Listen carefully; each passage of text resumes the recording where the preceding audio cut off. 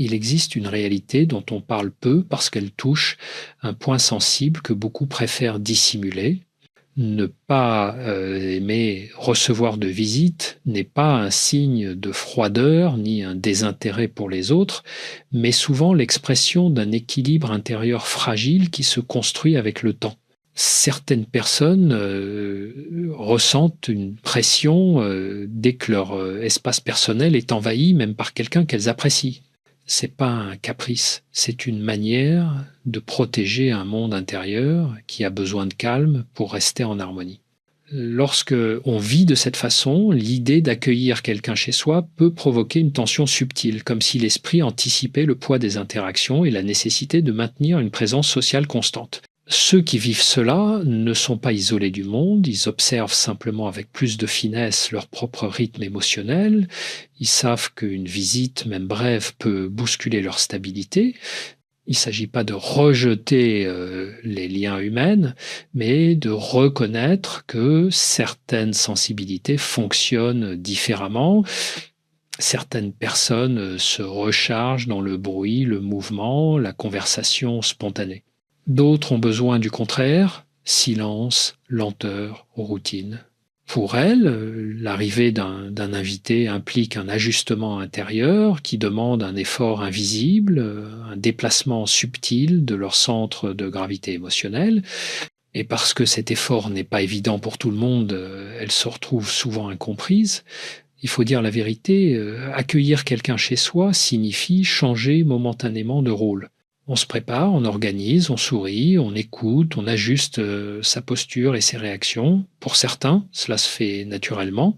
Pour d'autres, cela demande une quantité d'énergie qu'ils préfèrent garder pour leurs projets, leurs pensées, leur respiration intérieure. Il y a dans cette préférence un sens profond de préservation, comme si protéger son espace équivalait à protéger son équilibre psychique. Il y a rien d'égoïste là-dedans, seulement une honnêteté délicate envers soi-même. Comprendre cela change toute la perspective, parce que l'on cesse de juger ce comportement à travers le prisme du manque d'envie et on commence à le regarder comme une manière d'honorer sa propre sensibilité. Lorsque quelqu'un avoue ne pas apprécier les visites, il révèle, sans le vouloir, une part intime de son fonctionnement émotionnel.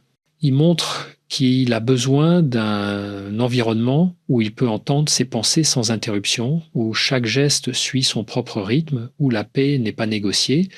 Cette préférence n'est pas un mur contre les autres, mais une façon d'éviter de se perdre dans des attentes sociales qui ne correspondent pas à sa nature. Et dans un monde où la disponibilité permanente est souvent considérée comme une obligation, savoir dire « je préfère rester dans mon espace » est un acte de maturité et de cohérence intérieure. Beaucoup de personnes qui n'aiment pas recevoir de visites vivent avec une forme de contradiction intérieure qu'elles n'osent pas toujours nommer. Elles apprécient les liens, les échanges profonds, les conversations sincères, mais seulement lorsqu'elles peuvent les vivre sans être déracinées de leur propre rythme. Il existe une différence subtile entre aimer quelqu'un et vouloir l'accueillir dans son espace intime. Ce lieu, qu'il s'agisse d'un appartement, d'une chambre ou même d'un simple coin personnel, devient avec le temps un refuge psychologique, un endroit où chaque objet, chaque silence et chaque respiration contribuent à une sensation de sécurité. Lorsque quelqu'un franchit cette frontière, même avec de bonnes intentions, une partie de cette sécurité se modifie, parfois imperceptiblement, mais suffisamment pour que l'esprit le ressente. Il faut comprendre que pour ces personnes, le calme n'est pas un luxe, mais une nécessité vitale. Ce calme agit comme une base sur laquelle repose tout le reste: concentration, créativité, stabilité émotionnelle. Une visite peut sembler anodin pour la plupart, mais pour eux, c'est comme introduire un mouvement imprévisible dans un environnement soigneusement équilibré. C'est pas l'invité qui pose problème, mais le changement de rythme que sa présence impose.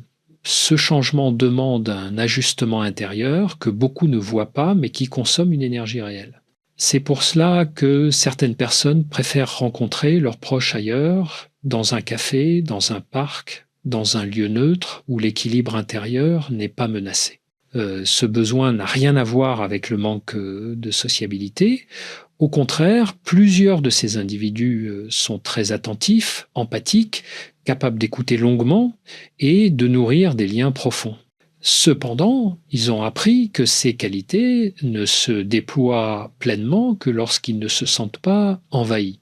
Accueillir quelqu'un chez soi implique une présence constante, une disponibilité continue, une vigilance douce mais épuisante. Cela crée un décalage difficile à exprimer. On veut être chaleureux, mais l'esprit réclame du silence. On veut être présent, mais le corps aspire à la solitude. On veut offrir de l'attention, mais la fatigue intérieure murmure qu'il serait préférable de rester dans son propre monde. Et cette tension se manifeste souvent à travers de petits signes, un besoin de ranger davantage, une sensation de pression qui s'installe avant l'arrivée de quelqu'un, une fatigue disproportionnée une fois la visite terminée. Ces signes ne sont pas un refus des autres, mais l'expression d'une sensibilité accrue à son environnement.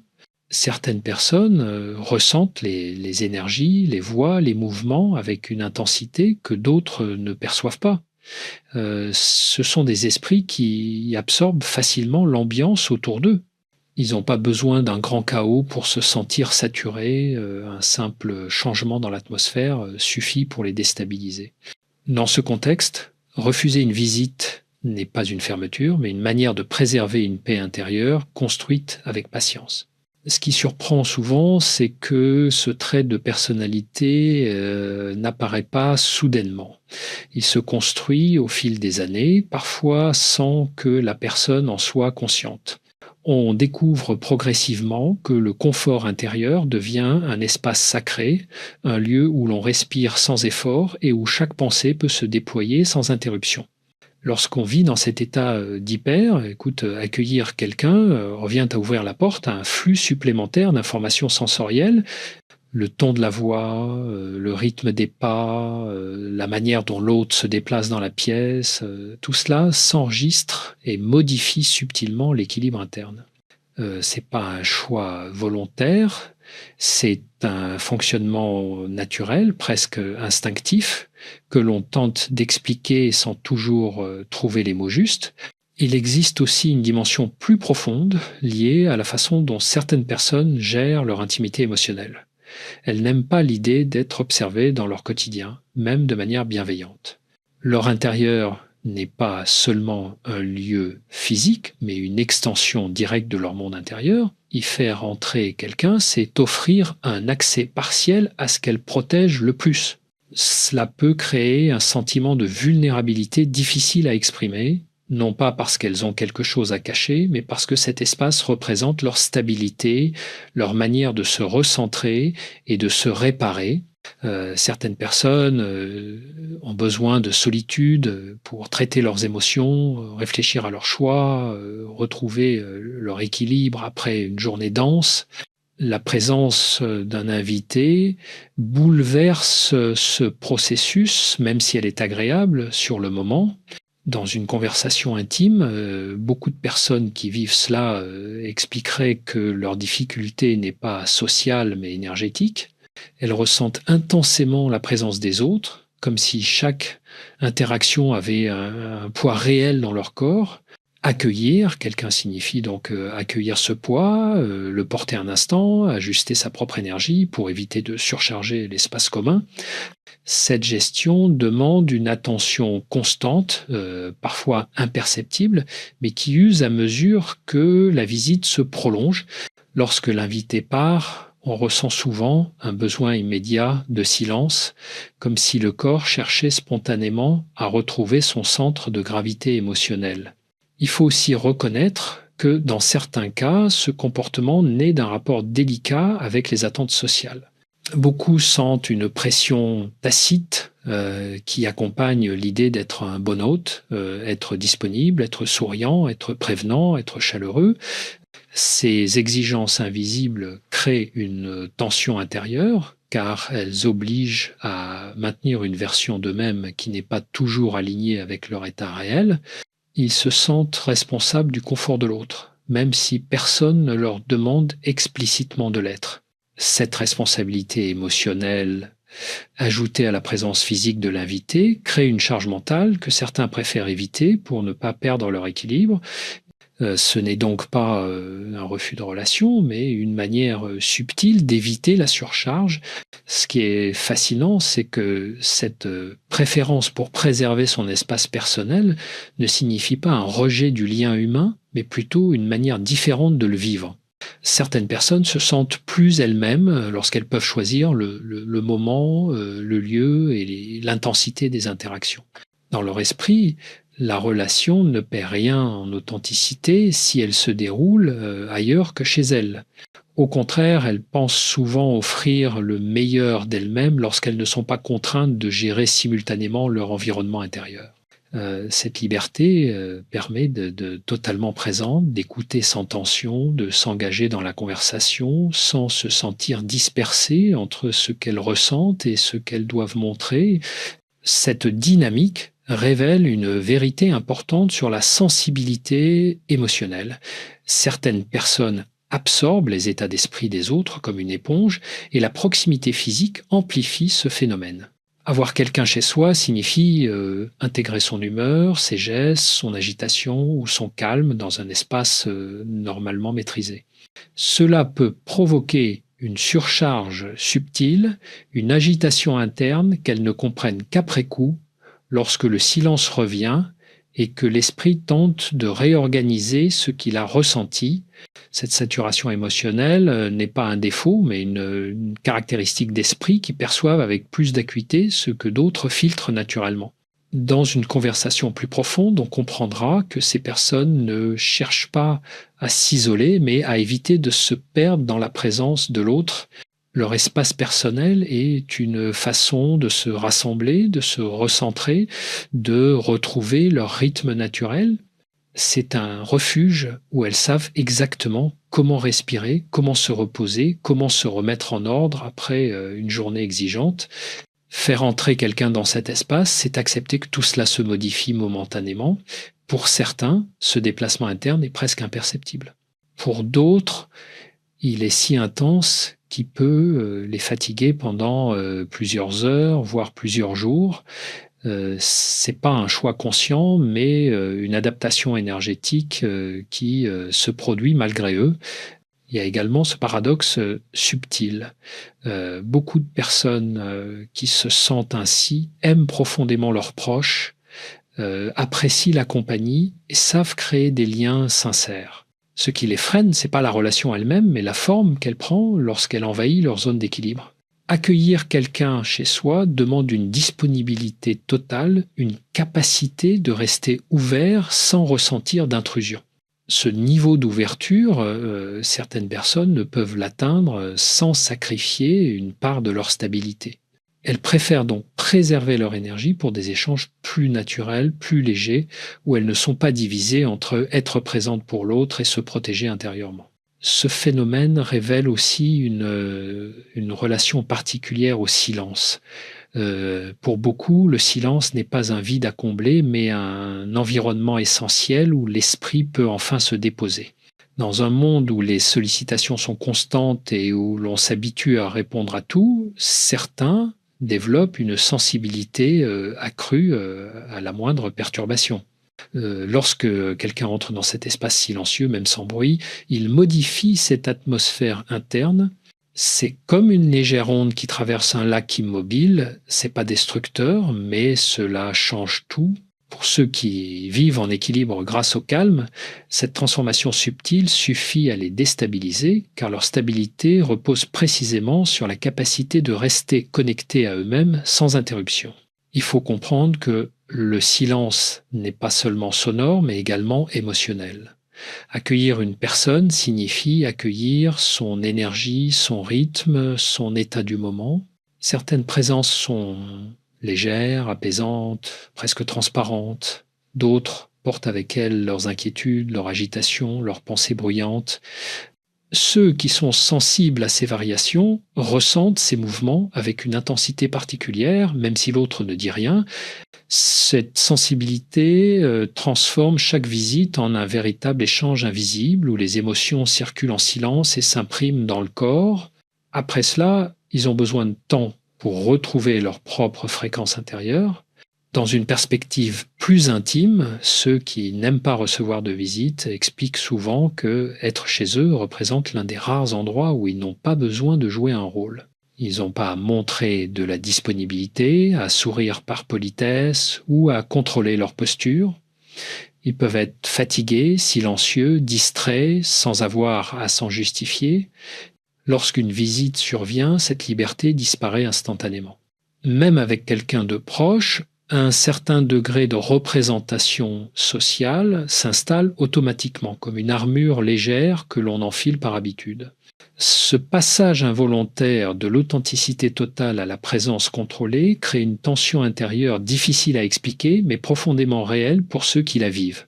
Il y a enfin une nuance importante. Préférer ne pas recevoir de visite ne signifie pas éviter les relations, mais choisir la forme qui respecte le mieux un fonctionnement intérieur spécifique. Certains individus se sentent plus enracinés lorsqu'ils rencontrent les autres dans un lieu neutre où aucune des deux parties ne porte la responsabilité de maintenir un espace harmonieux. Cela permet une égalité émotionnelle et évite que l'un se sente envahi pendant que l'autre se sent accueilli. Cette neutralité offre un terrain plus fluide pour l'échange, sans la charge invisible qui accompagne le fait de devoir protéger son refuge intérieur. Pour beaucoup, ce choix n'est pas une distance, mais une manière sincère de préserver l'intégrité de leur relation.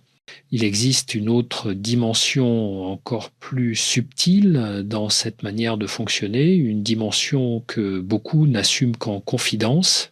Ceux qui n'aiment pas recevoir de visite ressentent souvent leurs limites de manière très fine, presque corporelle. Ils savent quand leur esprit est saturé, quand leur énergie se fragilise, quand le moindre changement dans l'environnement pourrait les déséquilibrer. Cette lucidité intérieure n'est pas toujours simple à gérer car elle les oblige à écouter des signaux que d'autres ignorent facilement. Accueillir quelqu'un chez soi devient alors une confrontation entre leur besoin de stabilité et leur désir de maintenir des liens sociaux. Cette tension crée une fatigue particulière, un sentiment d'être tiraillé entre deux fidélités, celle envers eux-mêmes et celle envers les autres. Dans ce contexte, l'idée même d'une visite surprise peut représenter une pression invisible. C'est pas l'invité qui pose problème, mais l'imprévisibilité de la situation. Lorsqu'on a construit son équilibre autour de rituels simples, d'un environnement maîtrisé et d'un rythme choisi, toute intrusion inattendue provoque une secousse intérieure. Cette réaction n'est pas un rejet de la relation, mais la preuve d'un fonctionnement émotionnel qui nécessite préparation et anticipation. Savoir à l'avance qui entre, quand, pour, combien de temps et avec quelle intention permet de se préparer psychiquement.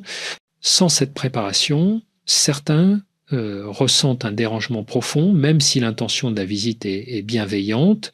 On pourrait croire que cette sensibilité crée de la distance avec les autres, mais c'est souvent l'inverse.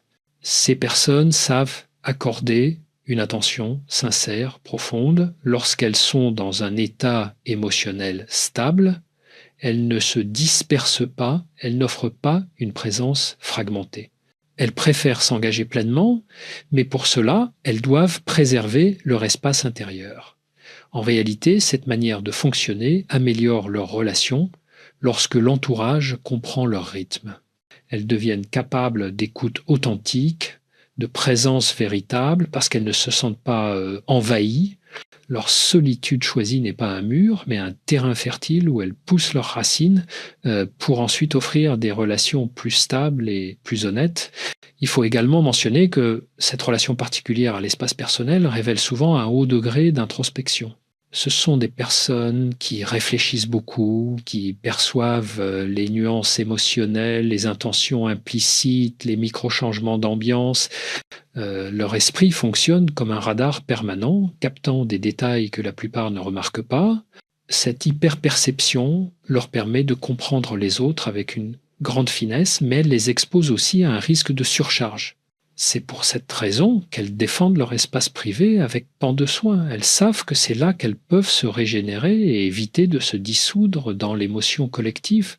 Terminer sur cette question du rapport à l'espace personnel, c'est finalement reconnaître quelque chose de très humain. Chacun protège ce qui lui permet de rester ancré. Certains trouvent cet ancrage dans la présence des autres, dans l'agitation douce d'une pièce pleine de voix, dans le mouvement. D'autres, au contraire, construisent leur stabilité dans la tranquillité, dans la possibilité de se retrouver en soi sans interruption, dans la continuité d'un environnement qui ne change pas sans leur accord. Cette différence n'est ni une faiblesse ni un défaut, elle reflète simplement la diversité des manières d'exister. Lorsqu'on accepte cela, on comprend que préférer la solitude chez soi n'est pas refuser le monde, mais choisir la forme de relation qui ne blesse pas l'équilibre intérieur. Dans une perspective plus profonde, ce choix dit souvent quelque chose de très vrai sur la sensibilité émotionnelle. Il révèle une conscience aiguë de ses limites, une capacité rare à entendre ce que le corps et l'esprit murmurent avant que la fatigue ne devienne trop lourde. Ce sont des personnes qui ont appris à s'écouter au lieu de se contraindre, qui ont compris que se préserver ne signifie pas aimer moins, mais aimer différemment. Elles savent que pour être pleinement présentes avec les autres, elles doivent être d'abord présentes à elles-mêmes. Ce respect de leur propre rythme leur permet d'offrir des liens plus sincères, des paroles plus justes, une présence qui n'est jamais forcée. Ce besoin de solitude chez soi parle aussi de maturité. Il montre une compréhension fine de ce qui nourrit ou abîme l'équilibre intérieur. Inviter quelqu'un dans cet espace exige une transparence, une confiance, une sécurité émotionnelle qui ne se construisent pas avec tout le monde. Cela ne diminue en rien l'importance des relations, mais cela clarifie lesquelles peuvent entrer dans cette zone intime et lesquelles doivent rester à distance pour préserver l'harmonie. Ce discernement, loin d'être froid, est une forme d'honnêteté qui renforce les liens véritablement compatibles. Les relations qui acceptent cette réalité deviennent plus solides car elles ne reposent pas sur une disponibilité forcée, mais sur une reconnaissance mutuelle des besoins. Au fond, ne pas aimer recevoir de visites dit quelque chose d'essentiel. La paix intérieure n'est pas un luxe, c'est un fondement. Ceux qui la protègent savent qu'elle conditionne leur clarté, leur bienveillance, leur stabilité. Ils ne cherchent pas à mettre des barrières contre les autres, mais à garder ouvert cet espace où ils peuvent respirer sans se trahir. C'est dans cette respiration que se construit tout le reste. Les décisions, les gestes, les relations, la manière d'aimer, la manière d'exister. Reconnaître ce besoin, l'assumer sans honte, c'est affirmer que l'on mérite de vivre en accord avec sa nature et non contre elle. Et c'est peu être là le point final le plus important, chacun a son propre refuge, visible ou invisible, petit ou vaste. Comprendre le sien et respecter celui des autres ouvre une porte vers des relations plus apaisées, moins exigeantes, plus humaines. C'est pas le nombre de visites qui dit quelque chose de nous, mais la façon dont nous protégeons ce qui nous permet de rester entiers. Lorsqu'on regarde cette vérité sans jugement, on réalise que la solitude choisie n'est pas un éloignement, mais une forme de fidélité envers soi-même.